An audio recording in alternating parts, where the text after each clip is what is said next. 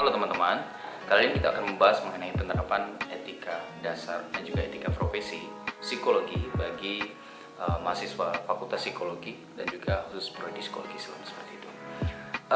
Yang pertama dan yang dapat kita lakukan adalah dengan memahami mengenai kode etik psikologi itu sendiri, dengan mengetahui apa itu konfidensialitas, kerahasiaan, informed consent dan juga privasi seperti itu. Dan yang kedua, saat mempraktikannya langsung di lapangan, itu kita mengatur dan juga memastikan bahwa intervensi dan juga evaluasi yang kita terapkan itu sesuai dengan kode etik psikologi yang tercantum. Kemudian yang kedua, itu kita akan mengintegrasikan juga nilai Islam, yaitu menerapkan nilai-nilai Islami seperti ihsan berbuat baik, adil, dan juga merangkul apapun itu dari diri klien, dan juga dalam pengembangan hubungan terhadap klien terutama. Saat menghadapi sebuah keputusan atau menentukan sebuah keputusan, itu juga kita sebagai mahasiswa dituntut untuk mempertimbangkan nilai-nilai Islami dan juga etika Islam yang mencangkup keadilan, kejujuran, dan juga kesetaraan seperti itu. Dan yang ketiga adalah kerahasiaan dan juga privasi. Jelaskan sejelas-jelasnya dan setransparan mungkin kepada klien mengenai batasan dan juga kebijakan serta kerahasiaan yang berkaitan dengan privasi klien.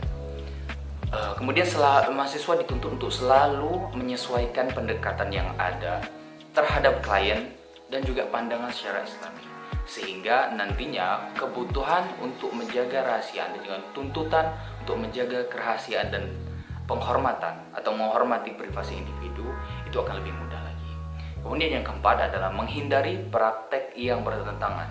Bertentangan di sini maksudnya adalah bertentangan dengan etika Islami seperti itu ya.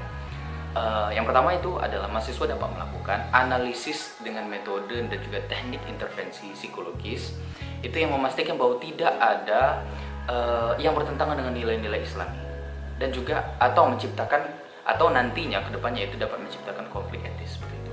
Dan mahasiswa juga dapat mempertimbangkan solusi alternatif seperti itu yang bersesuaian dengan pandangan Islam dan juga tidak melenceng dari kode etik psikologi seperti itu.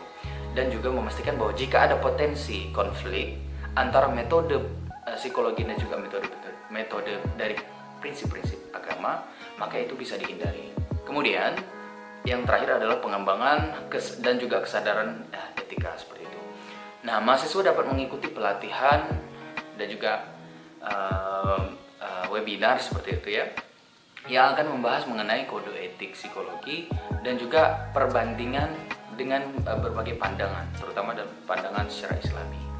Kemudian juga rutin merefleksikan ataupun mengevaluasi diri dan juga mendiskusikan atau berbagi pikiran dengan mahasiswa lain ataupun dosen, sehingga nantinya di kedepannya mahasiswa akan lebih memiliki wawasan yang lebih luas seperti itu, dan juga lebih memahami mengenai apa saja batasan dan juga harus dilakukan ketika berhadapan dengan kode etik, terutama antara klien dan juga klinisi seperti itu.